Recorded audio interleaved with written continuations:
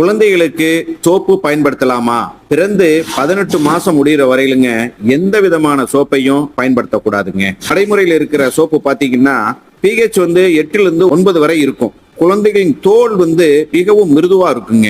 அது எரிச்சல், அரிப்பு போன்ற பிரச்சனைகள் ஏற்படும். அதுக்கு மாற்றா என்ன பண்ணலாம்னு பாத்தீங்கன்னா நலுங்கு மாவு மிக அற்புதமா பயன்படுத்தலாங்க. அழுக்க நீக்குங்க, சருமத்தை மென்மையா வச்சிருக்கும்.